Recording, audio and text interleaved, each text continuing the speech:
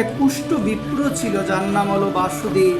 যখন তার অঙ্গের মধ্যে কুষ্ঠব্যাধি দেখা দিয়েছে, এই সংসার পুত্র পরিজন সবাই তাকে ত্যাগ করে দিয়েছে। মা, শাস্ত্রে আছে এহেন কথা মা, কুষ্ঠরোগী যখন মানুষ কুষ্ঠরোগে আক্রান্ত হয়ে যায়, পরিবার পরিজন কিন্তু তার সঙ্গে আর থাকতে চায়, তাকে আলাদা করে দেয়। মা, এই কুষ্ঠ বিপ্র বাসুদেব সারাটা জীবন সংসার করলেন, সারাটা জীবন সংসার করেছেন, কিন্তু তার অঙ্গে যখন সেই কুষ্ঠব্যাধি দেখা দিল, সবাই ত্যাগ করে দিল।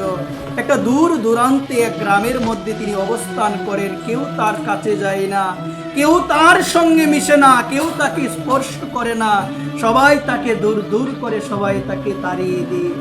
একদিন আমার কলি পাবন অবতার শ্রীকৃষ্ণ চৈতন্য মহাপ্রভু ওই গ্রামের মধ্যে তিনি এসেছিলেন। যখন বাসুদেব সেই কুষ্ঠরোগী শুনতে পেলেন যে তাদের এই গ্রামের মধ্যে তিনি যে জায়গায় আছেন, সেই জায়গার মধ্যে আমার মহাপ্রভুর আগমন হয়েছে, এটা শোনার পরে তিনি তৎক্ষণাৎ দৌড়ে গেলেন। যে বাড়ির মধ্যে আমার মহাপ্রভু উঠেছে সেই বাড়িতে গেলেন, গিয়ে দেখলেন মা আমার মহাপ্রভু চলে গিয়েছে। তখন তিনি অত্যন্ত ব্যথিত হলেন যে প্রভু তুমি এসেছিলে, কিন্তু একটাবার আমি তোমার দর্শন পেলাম না। ব্যথিত হয়ে দৌড়াচ্ছেন, কিন্তু আমার মহাপ্রভু ভক্তের মনের ডাক তিনি শুনতে পান। এই জগৎ সংসারের মানুষ আমাদের যখন ত্যাগ করে দেয়, যখন আমরা বুঝতে পারি গোবিন্দ ছাড়া আর কেউ নাই, এটি বুঝতে পারার পরে যখন একান্ত ভাবে মা আমরা ভগবানকে স্মরণ করি, ভগবানকে ডাকি, মা জগতের কেউ কাছে না আসলো, ভগবান সেদিন অবশ্যই ভগবান সেদিন আসবে। ভগবান তিনি অন্তর্যামী রূপে সবার হৃদয়ে আছে। ভগবান দেখছেন আজকে বা কুষ্ঠ বিপ্র সে বাসুদেব ব্রাহ্মণ বিপ্র সে আজকে আমার মহাপ্রভুকে স্মরণ করছেন। আমি এমন পাষাণ, আমি এমন পাপী, প্রভু তুমি এই গ্রামের মধ্যে এসেছো, তুমি এই গ্রামে এসেছো, আমি একটাবার তোমাকে দর্শন করতে পারলাম না। মহাপ্রভু তার সেই ডাকটা, তার সেই অন্তরের আকুলতা, তার সেই অন্তরের বেকুলতা মহাপ্রভুর কর্ণে পৌঁছে গেল। কর্ণে যখন পৌঁছে গেল, মহাপ্রভু আসলেন। মহাপ্রভু আবার যখন পুনরায় আসলেন, ওই রাস্তার মধ্যে কুষ্ঠ বিপ্র বাসুদেবের সঙ্গে মহাপ্রভুর সাক্ষাৎ হলো।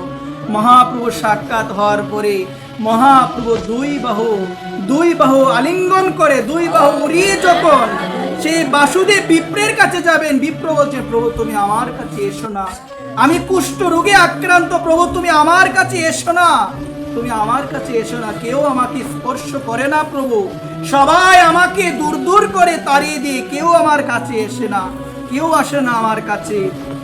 মহাপ্রভু বললেন কাছে যদি নাই আসতে দিবে, কাছে যদি আমাকে নাই আসতে দিবে, তবে গৌর বলে কেন আমাকে ডাকলে? তোমার কাছে যদি এ বাসুদেব, তোমার কাছে যদি আমাকে তুমি নাই আসতে দিবে, তুমি বলো আমাকে, তুমি আমাকে গৌর বলে কেন ডেকেছো?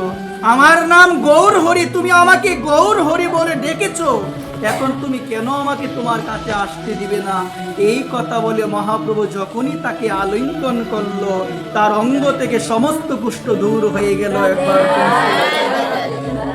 এই জায়গার মধ্যে একটি জিনিস জানা প্রয়োজন, জগতের মানুষ যতদিন আপনি পরিশ্রম করতে পারবেন, যতদিন আপনি গুরুত্ব আপনার রয়েছে, যতদিন আপনি শ্রম দিতে পারবেন, আপনি কাটতে পারবেন। দেখুন আজকে তার অঙ্গে গলিত কুষ্ঠ দেখা দিল, সবাই দূর দূর করে তাড়িয়ে দিল, কিন্তু মহাপ্রভু আলিঙ্গন দিল।